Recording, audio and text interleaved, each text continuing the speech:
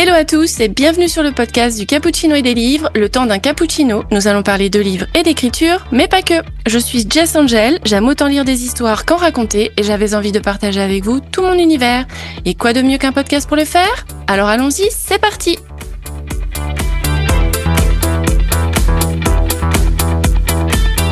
Dans cet épisode spécial interview d'auteur, nous allons faire la connaissance aujourd'hui de l'autrice indépendante, blogueuse, que vous pouvez retrouver sur l'Astre et la Plume, sur le site internet, scénariste de jeux vidéo pour les jeux Aterris et Crown Gambit. Si vous êtes curieux, vous pouvez aller regarder et jeter un œil. Je crois par contre que Crown Gambit, ça ne sort qu'en janvier 2025, je crois.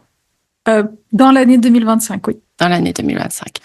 Et conférencière, puisque nous venons de participer au sommet du premier roman que tu as organisé pour la 2e édition avec Ingrid Lemaire. Donc, également formatrice. Et je vais vous présenter Astrid Sterrin. Bienvenue. Bonjour Jess, merci beaucoup pour l'invitation. De rien, j'ai vu que tu avais une belle actualité. Je m'étais dit que c'était l'occasion ou jamais de pouvoir faire ta connaissance et puis découvrir tes romans. Donc voici à peu près la liste, si je n'ai rien oublié. On a Le Page de l'Aurore, qui est une fantaisie médiévale. La série Les Pérégrinations de Lady Vinchka, qui est une fantaisie steampunk, avec le tome 1, Cité de Foudre, le tome 2, Empire d'Orage, que j'ai lu et que j'ai très beaucoup apprécié. Je l'ai même offert à la fille de mon ami, puisque ça m'avait tellement plu que je m'étais dit que l'histoire, vu qu'on a à peu près les mêmes goûts, question littérature, je m'étais dit que ça lui plairait. Et, spoiler alert, ça lui a plu. Ah, trop bien. Ensuite, pour finaliser ta série des pérégrinations de Lady Vinchka, tu nous as partagé une petite nouvelle qui s'appelle Le Lord et l'héritière, qui est une sorte de préquel à l'histoire de Vinchka quand elle a rencontré son mari, que tu offres à tout abonnement à ta newsletter. Exactement. Donc, si vous êtes intéressé, newsletter égale petite nouvelle. Et nous avons ta dernière série qui est Les Mécagiciennes, qui est également une fantaisie steampunk, oui, avec en tome 1 Automate et fiançailles et en tome 2 Potions et trahison. Spoiler alert, j'en suis au tome 2. J'ai lu le tome 1 et j'ai commencé le tome 2 il y a quelques temps parce que certes, j'ai mon challenge du livre mystère, mais sur mes petits moments de pause déjeuner, sur mes petits moments d'attente, je lis sur ma Kindle et du coup, je lis Potions et trahison en ce moment. C'est ton livre qui est à l'honneur de ma pause déjeuner. J'en suis heureuse. Je profite de pouvoir lire plus de livres en optimisant mon temps. Et moi aussi, je lis à la pause déj. Oui, c'est toujours sur ma liseuse. Ça fait du bien, ça fait une petite pause, on décompresse et on peut mieux repartir après. Et tu as également, à tes débuts, présenté plusieurs nouvelles. Germine et Gédéon, un conte fantastique de Noël. Le premier jour, une nouvelle d'anticipation. Et la réouverture, une nouvelle fantastique qui est quand même arrivée 3e du concours d'écriture Nouvelle Fantastique, organisé par le Musée national Jean-Jacques Henner, j'espère que je prononce bien, tout à fait, en 2021. Bravo. Merci. Alors, qu'est-ce que ça fait d'être une finaliste de concours d'écriture? J'étais très contente. Alors, je vais quand même préciser que il y avait 37 textes dans ce concours, donc je n'ai pas. C'était pas un concours qui a rassemblé des milliers de personnes, mais j'étais quand même. C'est déjà pas mal quand même. Voilà. 37. Oui. Donc, c'était un petit concours. Voilà, la nouvelle est vraiment très courte. Je crois qu'il y avait une limite à 1000 mots ou 1500 mots peut-être, donc c'était vraiment très court. Mais c'était une nouvelle un petit peu inspirée du confinement et des musées. À l'époque, c'était d'actualité. Tout à fait. Donc, des cas, 3e place, c'est quand même pas mal. Je trouve que ça doit motiver encore plus à écrire parce qu'on a encore plus l'aval.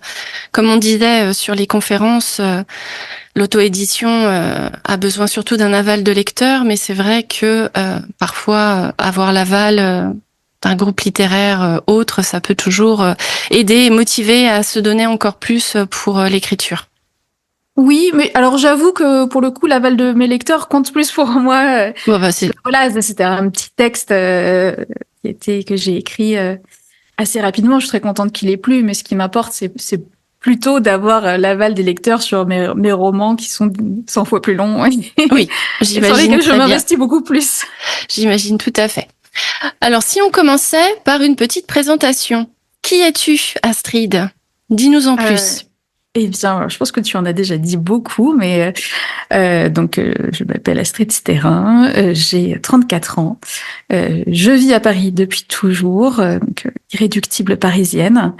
J'ai toujours aimé écrire, mais ça n'a pas toujours été mon métier. J'ai eu un parcours beaucoup plus classique. J'ai été consultante en marketing et en organisation. J'ai travaillé pendant pas mal d'années dans des jobs plus traditionnels jusqu'à ce que l'année 2020 et tout un tas de concours, de circonstances personnelles m'amènent à me lancer à plein temps dans l'écriture. Et donc aujourd'hui, mon métier principal, c'est le métier de scénariste de jeux vidéo. C'est c'est ce qui me prend l'essentiel de mon temps. Je travaille à 70% de mon temps pour ce studio. C'est aussi ce qui paye mes factures. Oui, beaucoup plus que mes romans, malheureusement, pour l'instant. Et sinon à côté, voilà, donc à côté, je consacrais l'essentiel de mon temps à l'écriture de mes romans aujourd'hui. Les formations, les conférences, c'est quelque chose qui prend une place de moins en moins importante au fil des années, puisque malheureusement j'ai dû arbitrer avec mes autres activités, et oui, c'est un petit peu ce qui s'est réduit. Mais ça continue à être quelque chose que je fais avec plaisir, et notamment l'organisation du sommet du premier roman, qui est un moment très sympa parce que c'est un moment de partage, un moment où on travaille en équipe avec Ingrid, donc du site J'écris un roman, et c'est très motivant parce que ça mobilise plus de 1000 participants par an quand même. Ouais. C'est vrai que ça a eu beaucoup de succès. On était super nombreux cette année. Oui, à peu près comme l'année dernière. D'accord. Bon, bah, c'est cool. C'est un bon début, et franchement, moi, pour l'avoir fait 2 fois, ça m'a apporté beaucoup d'informations, de choses qu'on ne sait pas forcément quand on devient futur écrivain, parce que je suis pas encore écrivaine, mais bon, vous voyez ce que je veux dire. C'est vrai que ça donne plein d'infos, plein d'éléments qui nous permettent après de pouvoir savoir en fait ce qu'on fait, dans quoi on se lance, et qu'est-ce qui peut nous arriver après, au fur et à mesure, quand on évolue dans la profession. Et donc, ton parcours, tu as fait quoi, du coup, pour en arriver jusque-là? Des études particulières ou juste... Pas du tout fait d'études littéraires. J'ai fait de l'éco au lycée. J'ai fait une prépa économique, une école de commerce. Donc, absolument pas de formation littéraire. J'ai eu juste une année de licence d'histoire, voilà, que j'ai eu quand je suis arrivée en école. En fait, j'ai pu avoir une équivalence sur les 2 premières années avec ce que j'avais fait en prépa. Donc, je suis arrivée directement en 3e année de licence d'histoire, et j'ai eu ma licence à la fin. Donc, c'était chouette. Ça m'a beaucoup plu parce que j'ai toujours aimé, j'ai toujours eu un goût pour l'histoire et les livres en parallèle de mes études plus classiques. Et donc, ça a été l'occasion de creuser un peu ça. Du coup, c'est là où tu as trouvé tes premières inspirations? Ce qui t'a donné envie d'écrire tes histoires? Pas spécifiquement. J'avais quand même eu un cours sur le Second Empire qui m'avait beaucoup plu, qui m'avait fait découvrir cette période qui est assez peu connue quand même. C'est pas celle qu'on enseigne le plus, qu'on étudie le plus au collège-lycée en France, alors que c'est assez fascinant. Donc ça, oui, ça m'avait pas mal influencé. Et sinon, mes inspirations, elles sont aussi beaucoup venues de mes lectures, en fait. J'aime beaucoup lire des romans historiques, des biographies. Et pour Le Page de l'Aurore, mon premier roman, l'inspiration, elle est principalement venue d'une saga de romans historiques qui s'appelle Fortune de France, de l'écrivain Robert Merle, et qui se passe pendant les guerres de religion, autour du XVIe siècle, XVIe, XVIIe siècle, et qui couvre une période assez large puisqu'on suit un personnage puis son fils sur je sais pas, 13 ou 15 tomes à peu près. Ah oui, Et effectivement. voilà, donc ça permet d'avoir on les suit sous notamment sous différentes d'Henri périodes. III, d'Henri IV, de Louis XIII, de Louis XIV. Donc ça permet. J'ai adoré Ça t'a ces livres. donné plein d'informations pour inspirer, Exactement. trouver des petites idées. Et en ce qui concerne les Divinchka ou les Mécagiciennes, tu les as trouvées où, tes inspirations? Comment ça t'est venu? Alors, Lady Vinchka, c'est venu un petit peu par hasard. Alors, j'avais cette envie de creuser un petit peu plus, de m'intéresser plus à une inspiration du 19e siècle. Après avoir été plus dans une ambiance Moyen-Âge, Renaissance. Et j'ai eu envie de mixer cette inspiration du 19e siècle avec une fascination pour le sujet des météorites, qui parfois frôlent la Terre de plus ou moins près. Il y a eu il y avait eu à une époque un astéroïde qui avait un petit peu inquiété la NASA et quand j'avais entendu parler de ça, ça m'avait pas mal inspiré. Donc Vinchka est venu du combo improbable de ces deux idées. C'est toujours là où on trouve les meilleures idées, je pense. Voilà, j'espère. En tout cas, je me suis bien amusée avec ça. C'est vrai que ça surprend toujours les gens quand je dis que c'est de la fantasy historique avec des météorites. Moi, j'ai bien aimé en tout cas. Et pour les Mécagiciennes, ça t'est venu comment? Et pour les Mécagiciennes, c'est ce qui m'est venu en premier, c'était l'envie que j'avais d'écrire une histoire de sœurs. J'aime beaucoup les histoires comme Les 4 filles du Docteur Marsh ou les histoires de Jane Austen où il y a des relations entre sœurs qui sont très importantes, soit parce qu'elles sont complètement fusionnelles, soit parce que au contraire elles sont très différentes mais quand même très attachées les unes aux autres. Ça m'a toujours plu ce type d'histoire et donc j'ai eu envie de parler de ça. Et j'aimais bien aussi le thème des mariages arrangés, que j'avais envie de traiter de façon un peu différente à ce qu'on voit très très très souvent aujourd'hui, notamment en romantasy. C'est-à-dire qu'aujourd'hui, on voit très souvent des filles qui sont fiancées de force à quelqu'un d'abominable qu'elles ne veulent absolument pas épouser et qu'elles vont fuir par tous les moyens possibles. Et moi, j'avais envie de prendre complètement le contre-pied de ça parce que je me suis dit que c'est aussi un thème que j'avais exploré avec Lady Vinchka, ce côté mariage de convenance, c'est-à-dire un mariage arrangé qui convient à tout le monde et où la fiancée, même si elle connaît pas réellement celui à qui on l'a promise, est tout à fait ok sur le principe parce que ça correspond tout à fait à ce qu'elle cherche. J'avais regardé notamment un petit peu avant ça alors j'ai plus le nom exact en tête, mais une série sur Netflix, mais sur les entremetteuses dans le cadre de mariages indiens, notamment pour les populations d'origine indienne qui vivent aux États-Unis, etc. Et qui, voilà, c'est des personnes qui mènent une vie très active, cherchent à rencontrer quelqu'un, mais ont des critères très précis sur qui elles ont envie de rencontrer, comme quelle doit être leur culture, leur personnalité, etc. Et donc font appel à un petit peu des agences matrimoniales et sont tout à fait à l'aise avec le fait de rencontrer quelqu'un qui a été sélectionné d'après une grille de critères et faire leur vie avec cette personne au bout de quelques rencontres. Donc voilà, ça m'avait inspiré. Voilà, j'étais tout à fait fascinée par ce concept. D'accord. Je trouve que les agences matrimoniales devraient avoir beaucoup plus de succès que les applis de rencontre parce qu'à mon avis, c'est beaucoup plus efficace. C'est peut-être plus étudié, peut-être plus porté sur la psychologie, les goûts. Peut-être qu'elles cherchent peut-être vraiment la compatibilité entre les individus. D'un côté, il y a un accompagnement personnalisé, etc. Donc évidemment, c'est pas possible de faire ça à échelle globale. Mais bref, ça m'avait amusé. Ça m'avait inspiré cette histoire-là. D'accord. Tu nous as souvent dit que tes débuts, c'était des fanfictions. Oui. C'est comme ça que tu as commencé, que tu t'es lancé dans l'écriture. Qu'est-ce qui t'a donné envie, un jour, d'écrire est-ce que c'est une histoire qui n'a pas fini comme tu l'aurais voulu et du coup, tu as fait une autre fin ou ça t'a donné des idées pour pouvoir écrire de nouvelles histoires? Moi, j'ai commencé à écrire des fanfictions en 2004. À l'époque, je crois que le tome 4 d'Harry Potter étaient sortis. J'en étais archi fan, comme à peu près tout le monde dans ma génération. Oui. Et du coup, je me suis mise à lire des fanfictions. J'ai adoré ça. Et ça m'a donné envie d'en écrire, en fait, quasiment sans réfléchir. En fait, je me suis mise... parce que, en fait, découvrir le monde des fanfictions et cet univers illimité des possibles... Des possibilités, oui. faisait naître 1 million d'histoires dans ma tête. Et donc, j'en ai écrit beaucoup, beaucoup.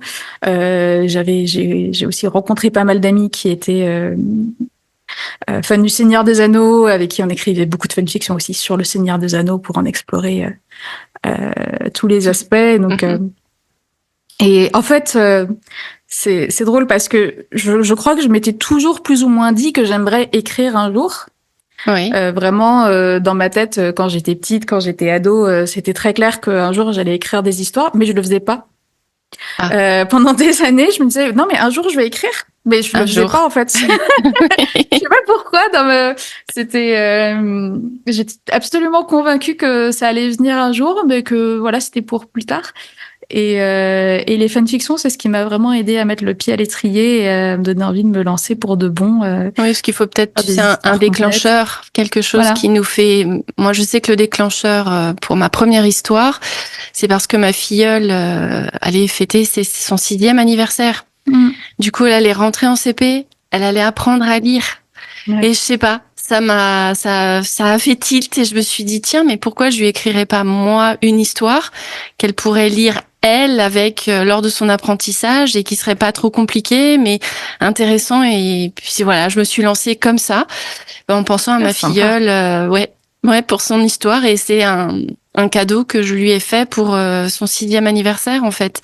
C'était un petit conte sur une fée des anniversaires qui permettait à celui qui fêtait son anniversaire de réaliser tous les vœux qu'il voulait, le truc un peu beaucoup parfait, mais bon, c'était un premier pas en fait vers l'écriture, parce que c'était quelque chose qui me titillait pas mal, mais je trouvais jamais le truc, tu vois, comme toi, on y pense, on a envie de le faire et puis on le fait pas, et puis un jour, et voilà, bing, ça tombe dessus, et là c'est parti. Après, on écoute notre cerveau qui nous raconte des tonnes d'histoires et on a tout à écrire et découvrir.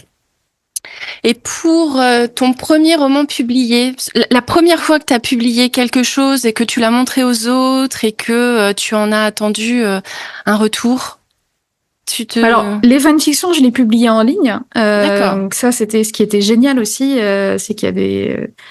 alors, c'était un peu l'ancêtre de Wattpad qui s'appelait fanfiction.net. Et c'est ça qui était hyper excitant avec ces textes, c'était qu'on pouvait écrire son chapitre dans la journée, le mettre en ligne. Et comme tout le monde était fan de fanfiction d'Harry Potter à l'époque, il y avait tout de suite des parfaits inconnus ou des amis qui venaient lire, qui commentaient, qui demandaient la suite, qui disaient trop bien, j'aime bien ce personnage, ou donc c'était hyper motivant.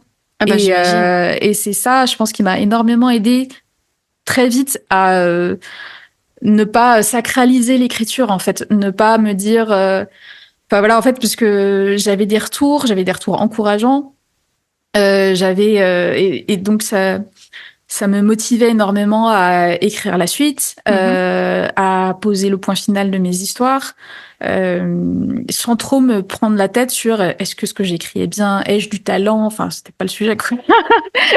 On faisait juste ça pour se faire plaisir, et c'était cool. Après, si tu trouves tes lecteurs et que les personnes de ton entourage veulent la suite, c'est quand même un peu plus rassurant de se dire bon, finalement mon histoire elle vaut le coup, elle tient le bon bout, elle est correcte. Oui, c'est ça, mais en fait, il y avait un tel appétit pour ces histoires, pour ces fanfictions, on avait tous envie de lire 45 tomes d'Harry Potter par jour à peu près. Ouais. Et du coup, en fait, on lisait tout et n'importe quoi. Enfin, je veux pas dire que les fanfictions c'est de mauvaise qualité, pas du tout. D'ailleurs, je pense que mon histoire préférée ever, c'est une fanfiction. Oui. Enfin, vraiment que Il y en quand a j'y repense encore, qui s'en sont très bien voilà. sortis d'ailleurs, hein, plein Oui, oui, de oui. fanfictions qui sont devenues autre mais en chose. fait, la question de savoir est-ce que l'histoire est bien ou pas, on s'en fichait. En fait, l'important c'était que l'histoire existe Ouais. et d'avoir une nouvelle fenêtre sur cet univers-là, de continuer à faire vivre ces personnages qu'on adorait, d'être un peu plus avec eux, de pouvoir nous-mêmes par procuration vivre un peu à Poudlard, tout ça.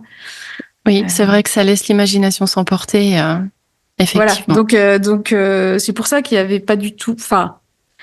Je pense qu'aucune des personnes avec qui que j'ai connues comme ça en écrivant des fanfictions et qui en écrivaient aussi se stressait sur le fait est-ce que ce que j'écris c'est assez bien ou pas. Enfin, c'était pas un C'était sujet. juste l'univers et les personnages qui comptaient, la suite de l'histoire. Ouais, c'est ça. D'accord, je comprends. Et en ce qui concerne tes habitudes d'autrice, pardon. Mes habitudes d'autrice, bah, du coup, moi, j'écris autant que possible, aussi régulièrement que possible. J'essaye d'écrire tous les jours, mais parfois, souvent, ça dépend des périodes. Il y a des périodes où j'écris tous les jours, des périodes où j'écris que pendant la semaine et pas le week-end. Mais je me garde globalement tous les jours, du lundi au vendredi, 1h30, 2 heures le matin pour écrire. Et T'as besoin d'un petit rituel pour te mettre dans l'action? Pas vraiment. Pas vraiment. Au bout d'un moment, ça fait quand même un certain temps que je fais ça. Je n'ai pas besoin d'avoir à chaque fois une bougie, un chocolat chaud, un truc. Juste, bah, je prends mon petit déj avant, donc déjà j'ai plus faim. Et non, souvent j'aime bien lancer une certaine playlist qui colle à peu près à l'ambiance. Mais voilà. D'accord. Pas d'habitude particulière.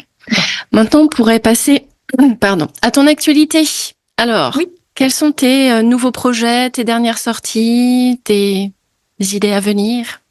Alors, la dernière sortie en date, donc c'est Potions et Trahison, le tome 2 des Mécagiciennes, qui est sorti fin avril.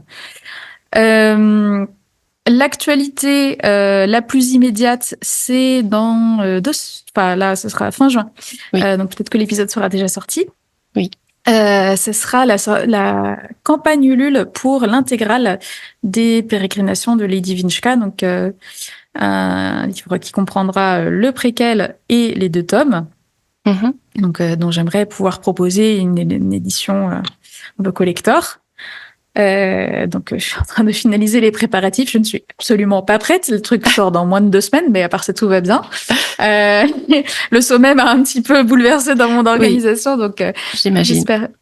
Faudrait que je fasse en sorte de tout préparer dans les 2 semaines qui me restent. Donc ça, c'est la principale actualité du moment. Ensuite, je pense au mois d'août. Là, j'attends un retour de ma correctrice, mais j'ai écrit en début d'année une romance contemporaine, donc voilà, qui n'a rien à voir avec ce que j'ai écrit jusqu'à présent, que je vais publier sous un nom de plume parce que c'est un lectorat qui est différent.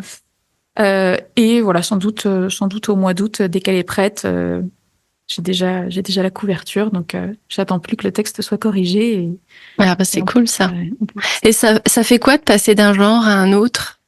C'est pas perturbant? On se retrouve pas à être pris dans des codes qui sont de l'autre genre ou? Non, alors j'ai pas eu trop ce problème-là. Moi, j'ai trouvé ça assez rafraîchissant. Voilà, en fait, donc cette idée de romance contemporaine, c'est un truc que j'ai eu j'ai eu cette idée il y a 1 an, mais à l'époque j'étais en pleine réécriture de Potions et Trahison, donc je l'ai laissé de côté en attendant d'avoir l'esprit libre pour m'y consacrer. Et comme voilà, je venais de passer plus de 2 ans et demi sur l'écriture des Mécagiciennes, qui a été assez complexe, passer à la romance contemporaine, ça a été un peu une bouffée d'air frais, parce que c'était plus simple à écrire sur pas mal d'aspects. D'abord, c'est des textes qui sont beaucoup plus courts. Enfin, en l'occurrence, là, le texte de ma romance, il il fait à peu près 50 000 mots, c'est la moitié de mes autres romans. D'accord. Donc il est plus court. C'est contemporain, donc il n'y a pas d'univers à créer, pas de système de magie, pas d'incohérence à gérer par rapport à ça. C'est une intrigue qui est plus simple, plus linéaire et plus guidée, puisqu'en romance, il y a vraiment des étapes, des codes à suivre qui sont très précis et sur lesquels je m'étais pas mal renseignée en amont. J'avais lu des livres qui donnaient des conseils sur comment bien structurer une romance. Donc, j'avais un plan très clair à suivre que j'ai suivi de façon assez directe. Il y a beaucoup moins de personnages. Il y a beaucoup moins de complexité dans l'histoire. Et même au niveau du style, c'est un style contemporain, donc j'ai moins eu à le travailler que ce que je pouvais faire sur mes autres romans. Et donc finalement, je l'ai écrit très vite, puisque j'ai écrit le premier jet en 3 mois, alors que j'étais aussi un petit peu en même temps en train de faire des corrections sur d'autres textes, etc. Et c'est le premier jet le plus propre que j'ai jamais écrit. Enfin, d'habitude, mes premiers jets, je les écris vite, mais après, je passe 1 an et demi à les réécrire parce qu'ils sont horribles. Et là, en fait, j'avais 3 mois, ça paraît très rapide, mais pourtant, j'ai pris mon temps pour l'écrire. Et en fait, oui, il y a eu très très peu de retravail de réécriture. Je l'ai envoyé à une amie qui l'a bêta lu et qui m'a fait des remarques, mais qui pareil se traitait assez rapidement. Et donc là, j'attends le verdict de ma correctrice. Peut-être elle dira qu'il y a beaucoup de choses à reprendre, mais a priori, par rapport à mes autres romans, c'est un travail globalement beaucoup plus simple, plus léger. Et plus léger. Et donc ça m'a fait une vraie ça faisait une vraie différence par rapport à mes autres romans qui me prennent tous plusieurs années minimum. Donc mais après, c'est le résultat qui compte. C'est vrai que le world building, ça prend du temps, mais tu as su créer pour tes 3 gros romans de fantasy des vrais mondes qui semblent tout à fait réels, cohérents. Oui, mais après, moi, je pense que je reste avant tout autrice de fantasy dans l'âme et que je vais retourner à la fantasy ensuite parce que c'est ce qui m'anime le plus. Mais je sais pas si j'écrirais d'autres romances. Peut-être entre deux projets. Voilà, entre 2 projets, je vais voir déjà ce que donne le premier. Est-ce qu'il marche un peu, beaucoup ou pas du tout. Et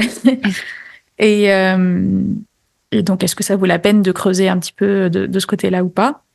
Mais en tout cas, oui, c'était vraiment un soulagement de pouvoir tout simplement écrire un livre qui soit publiable en quelques mois et qui représente pas une charge mentale en fait en termes de complexité où alors je dis pas que ça a été facile tout le temps, mais j'ai eu beaucoup moins de périodes de doute existentiel de cette histoire est abominable et ne plaira jamais à personne. Voilà. Comme ça nous arrive à tous. Exactement. Oui, parce que ce que je disais tout à l'heure, que quand j'écrivais des fanfictions, c'était super, personne se prenait la tête sur la qualité de l'histoire. Ça, c'était quand j'écrivais des fanfictions. Après, quand je me suis mise à écrire des romans, je me suis mise à avoir des doutes existentiels comme tout le monde et à paniquer régulièrement sur le fait que mes histoires étaient nulles et que personne ne les lirait jamais. Je peux te rassurer, on les a lus et on les a aimés. Moi, je sais que j'ai offert du coup le tome 1 de Lady Vinchka et le tome 1 des Mécagiciennes en me disant justement à la fille de mon amie, en me disant si elle découvre par le tome 1, soit ça lui plaît et du coup elle continue, soit ça lui plaît pas, mais au moins elle aura découvert ton histoire, ton roman que moi j'ai lu et que j'ai fortement apprécié. Donc forcément, on a toujours envie de partager les textes qui nous ont plu et moi, je peux te garantir que tes textes sont bons. C'est gentil, ça me touche beaucoup. T'as bien travaillé. Est-ce que tu as prévu des salons ou peut-être pas cette année ou peut-être quand Alors, pas cette année, puisque donc moi, mon actualité, c'est aussi que j'attends un petit bébé pour le mois de septembre. Félicitations. Merci. Voilà, j'ai commencé au début de l'année par me dire super, je vais faire plein de salons cette année, et puis 2 semaines après, je me suis dit en fait non. Donc là, jusqu'à la fin de l'année, non, je prévois rien du tout. Et sur les prochaines années, bah, c'est un peu le point d'interrogation. Oui. Pour Faudra l'instant, je ne me s'organiser. lance pas dans des plans. Je sais pas trop à quoi va ressembler mon quotidien à partir du mois de septembre. Donc, on verra en fonction De ce des qu'il y opportunités arrivera, qu'il y ouais. aura. Voilà. J'imagine bien. Et tu as un souvenir de salon ou d'événements qui t'ont plu et qui t'ont fait te sentir encore plus légitime en tant qu'autrice? Oui, oui. Je sais pas si ça m'a forcément fait me sentir plus légitime. Alors si, quand même, le jour où j'ai quand même pu obtenir un boîtier SumUp pour prendre des paiements par carte bancaire, là, j'ai vraiment eu l'impression de faire partie des grands. Euh, J'imagine. moi, j'ai participé principalement à 3 salons en tant qu'exposante. Mhm. Le Festival Yggdrasil à Lyon que j'ai fait 2 fois et le Salon Fantastique de Paris où j'ai été une fois. Euh, j'ai beaucoup aimé ces expériences. Le Salon Fantastique, ça représentait quelque chose pour moi parce que j'y étais beaucoup allée en visiteuse pendant des années, Mhm. entre 2014 et 2019, j'y suis vraiment allée pas mal de fois. Et donc, c'était assez émouvant de passer de l'autre côté. Ouais, Euh, j'imagine. Yggdrasil, c'était très très chouette aussi. La première édition s'était très bien passée, mais j'avais pas apporté assez de stock, donc je suis un peu passée à côté Ah de pas mal mince. d'opportunités. Et la deuxième était très sympa aussi. Mieux Euh, organisé de ton côté? T'avais plus... oui, oui, bah j'étais venue en voiture, donc plutôt qu'en train, ce qui aidait bien. bah, pour le stock, Euh, ouais, voilà. Après, j'imagine. c'est bah forcément c'était beaucoup plus long d'y aller, c'était beaucoup plus de logistique et beaucoup plus de fatigue et de stress que le salon fantastique où bah voilà, je peux rentrer chez moi le soir. Mhm. Euh, donc je sais pas si je m'empresserai de le refaire les prochaines années parce que ça fait quand même loin. Et puis c'est toujours un petit peu frustrant d'être dans ces salons en tant que exposante et du coup de pas pouvoir du tout profiter du Ah, salon en bah oui, lui-même parce que voilà, moi j'aime bien aussi pouvoir prendre le temps d'aller voir les stands, profiter des animations. de rencontrer les autres Euh, personnes, oui, voilà. Et effectivement. donc, bah, typiquement, il y a un autre salon, les Imaginales. J'y suis allée 3 fois en visiteuse. Mhm. J'adore y aller et avoir l'occasion de retrouver les copines autrices, d'assister à des conférences, etc. J'aimerais beaucoup y aller un jour en tant qu'exposante. C'est un peu une case à cocher sur la checklist. J'imagine. Euh, mais en attendant, c'est une expérience que je trouve très agréable en tant que visiteuse et ça me ferait quelque chose de passer à côté de toute l'expérience visiteuse pour avoir un stand. Parce qu'après, si t'as un stand, c'est pour tout le week-end, en fait. Tu peux pas te dire j'y vais qu'une C'est journée et c'est après je ça, fais c'est même l'autre pas le pour week-end, moi. c'est 4 jours, donc c'est fatigant, c'est en Ouais. extérieur, donc en fonction de la météo, ça se passe plus ou moins bien. Faut venir en voiture avec tout son stock, je peux pas Oui, juste venir en aussi. train comme une fleur. Voilà, donc c'est pas du tout la même expérience. Mais ce serait un rêve à réaliser un jour plus Ouais, tard. ça serait chouette quand je serais Ça grande. serait chouette. Ok, ça marche. On va peut-être passer maintenant à la catégorie des conseils. Si tu Ouais. avais un ou deux conseils, hein, comme tu veux, sur la lecture ou l'écriture ou les deux, qu'est-ce que tu nous conseillerais? Conseil de lecture, donc des romans que je recommande. Oui, par exemple, des livres qui t'ont marqué en tant que lectrice, qui t'ont inspiré en tant qu'autrice ou Ouais. qui ont marqué un tournant pour toi. Bah moi, j'ai été très marquée quand j'étais au lycée par les romans de Robin Hood que je suis en train de relire en ce moment et je trouve que c'est toujours aussi bien. Mhm. Donc la série notamment de l'Assassin Royal et des Aventuriers de la Mer. Voilà, donc ça fait partie de mes romans chouchous, voilà, que j'ai découvert quand j'étais plus jeune, Mhm. mais que je trouve toujours d'une extraordinaire qualité aujourd'hui. Donc je pense que c'est pas juste. Là, je kiffe ça. Non, moi, je te Je suis pas confirme, hein. si biaisée que ça. Il y a une Voilà. vraiment belle histoire, ouais. Ouais, je trouve que c'est des histoires incroyables, des univers très très travaillés. Le fait que des éléments des mystères de l'univers puissent être gardés dans le flou pendant des dizaines de tomes avant d'arriver à leur conclusion, je trouve ça assez fascinant. Et je trouve que c'est très bien écrit, que les personnages sont complexes, intéressants, enfin, que c'est vraiment un niveau bien au-dessus de la grande majorité de ce qu'on peut lire en fantasy. Ouais. Je trouve que ça me met toujours une bonne claque par exemple, dans Les Aventuriers de la Mer, il y a le personnage, il y a deux personnages que je trouve fascinants. Le personnage de Kyle, qui est vraiment l'antagoniste le plus imblairable de la planète. Vraiment, toutes les personnes qui le lisent ont envie de l'étrangler. Mais lui est tellement convaincu d'avoir raison. Il y a des passages de son point de vue où il est tellement intimement persuadé qu'il a raison et qu'il est seul face au reste du monde et que tout le monde se trompe et tout le monde est débile. Je trouve ça passionnant d'étudier parce que même si, il a une façon de parler, de présenter les choses où on se dit, mais je sais qu'il a tort, mais j'arrive pas à trouver d'argument pour le coup, contre lui. C'est frustrant, c'est terrible. Et sa fille, Malta, qui je pense c'est un de mes personnages préférés de ever, qui commence comme une ado imblairable, vraiment une fille de 12 ans qui est jamais contente, qui est égoïste, qui est capricieuse, qui est insup, mais qui a une évolution de malade au fil des tomes et qui devient vraiment extraordinaire.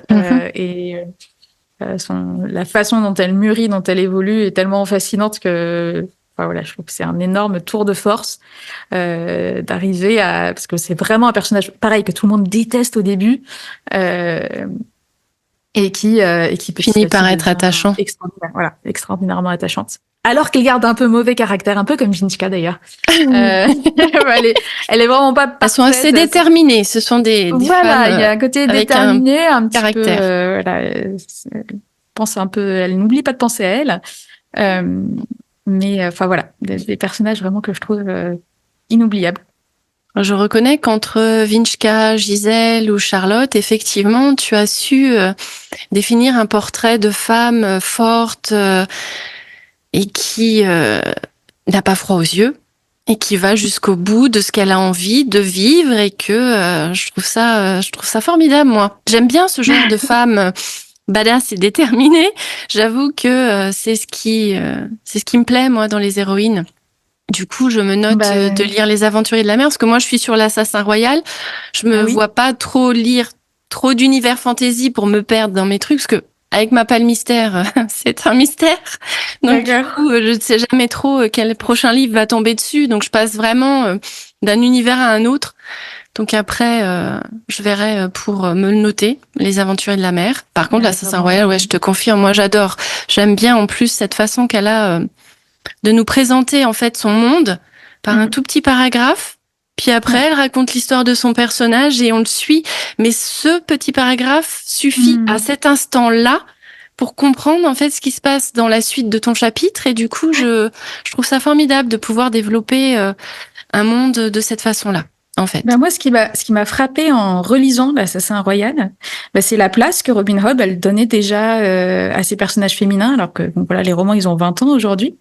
Et ça m'a frappé parce que c'est quelque chose qu'on voit encore très peu aujourd'hui. Par exemple, donc c'est de la fantasy médiévale qui se passe dans un univers inspiré du Moyen-Âge, et dans la garde royale, il y a autant de femmes que d'hommes, et tout le monde trouve ça parfaitement normal.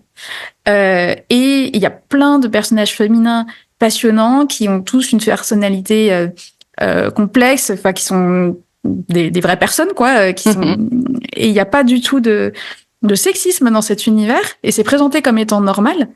Et je pense, et en fait, en les relisant, je me suis rendu compte que ça avait dû me marquer inconsciemment, parce que j'en avais pas spécifiquement gardé le souvenir. J'avais pas le souvenir d'avoir analysé ça quand je les ai lus à 15-16 ans.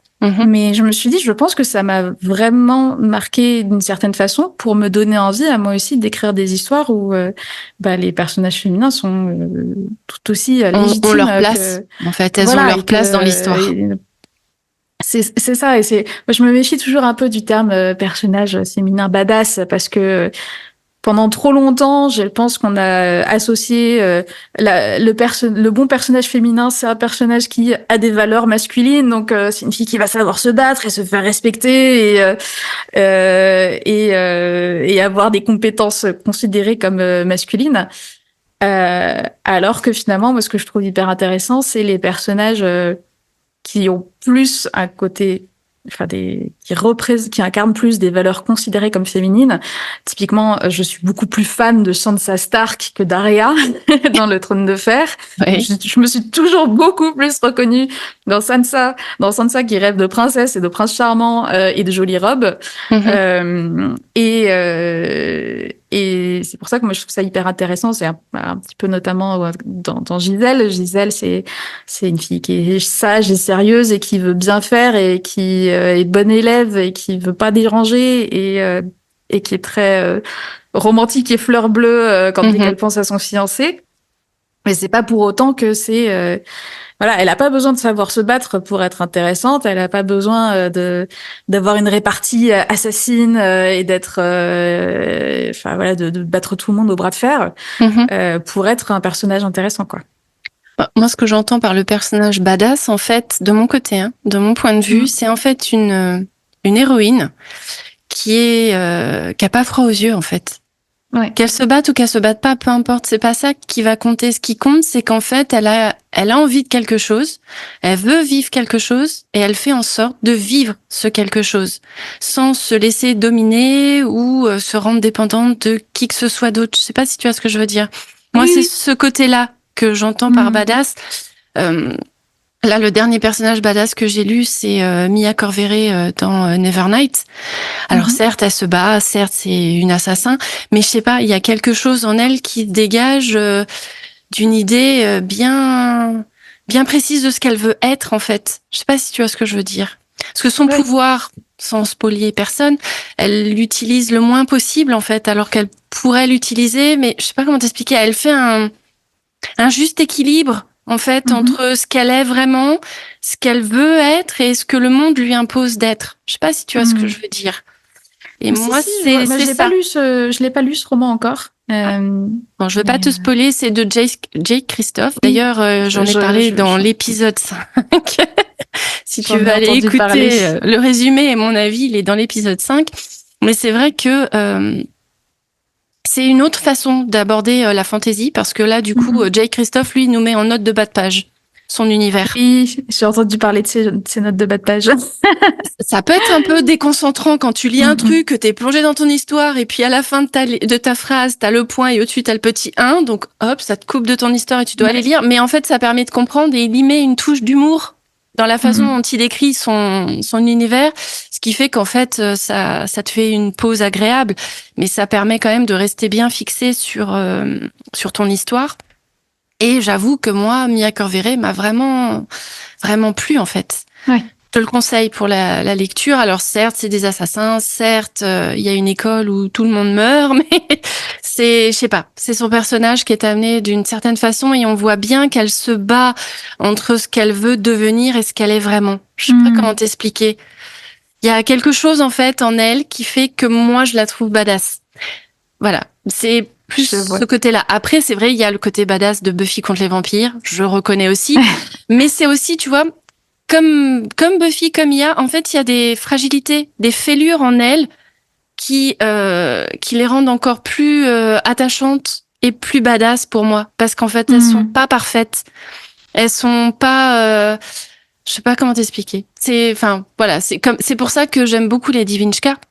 Parce qu'effectivement, elle a pas froid aux yeux, et quand elle a une idée dans la tête, elle va jusqu'au bout, elle fait tout ce qu'elle peut pour y arriver, et elle se laisse pas dominer par le monde qui l'entoure, en fait.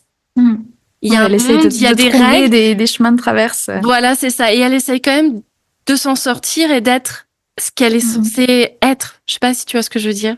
C'est c'est comme ça que c'est comme ça que je vois, en fait, la personne badass. Voilà. D'accord. Bon, un conseil d'écriture ou pas, juste Pour moi, le conseil que je répète toujours, c'est d'écrire d'abord ce qu'on aime, de pas se forcer à écrire quelque chose parce qu'on se dit que c'est à la mode ou que on veut écrire quelque chose qui va nous donner l'air sérieux, nous donner l'air d'un grand auteur. On a le droit aussi d'écrire des trucs qui sont juste divertissants, légers, drôles. Tout à fait. Voilà. Faut pas se priver. C'est ça, tout à fait. Donc, si on souhaite te retrouver, on peut soit ton profil autrice te retrouver sur ton site internet astridsterrin.fr, oui. où tu as aussi une petite boutique où on peut aller acheter tes livres directement, si on le souhaite. On peut te retrouver également sur ta page Instagram, oui. @astrid.sterrin. Je mettrai tout dans la barre d'infos, donc si pour les fautes, enfin voilà, pour les orthographes et tout oui, ça marche. On retrouvera tout. On a aussi donc ton profil formatrice. Pour ceux que ça intéresse, il y a ton site internet L'Astre et la Plume avec ton école d'écriture, le manoir littéraire. Oui. Où on peut te trouver, et tu as aussi une page Instagram côté formation @le manoir littéraire. C'est ça. Et pour ta campagne Ulule, qu'est-ce que tu peux nous dire? Où est-ce qu'on peut te retrouver? À partir de quand? Etc. etc. Alors, ce sera sur Ulule à partir du 28 juin 2024. Et j'en parlerai très régulièrement sur Instagram. Je mettrai le lien dans ma bio pour y accéder directement. Et voilà, je croise les doigts pour que ce soit un succès. Je croise aussi pour toi. En tout cas, sache que je ferai partie des premières à vouloir l'acheter. Parce que je l'ai en version numérique, donc je me dis là, avoir un petit relié pour mettre dans ma bibliothèque, ça peut être pas mal. Et oui, j'espère que ça pourra se faire. Eh ben écoute, je croise les doigts pour toi. Merci. Donc voilà. Pardon. Ce nouvel épisode de podcast est fini. J'espère que cela vous a intéressé et que vous avez passé un bon moment avec nous. Merci Astrid de t'être prêtée au jeu de l'interview et d'avoir été mon invitée. Merci à tous d'être restés jusqu'à la fin. Si cela vous a plu, n'hésitez pas à vous abonner pour avoir les prochains épisodes, à liker et à partager. Et si vous le souhaitez, vous pouvez dès maintenant retrouver Astrid sur sa page Instagram, comme je vous le disais, astrid.sterrin, ou me retrouver également sur jessangel-8. Donc merci pour votre écoute et à très vite pour la suite. Merci beaucoup.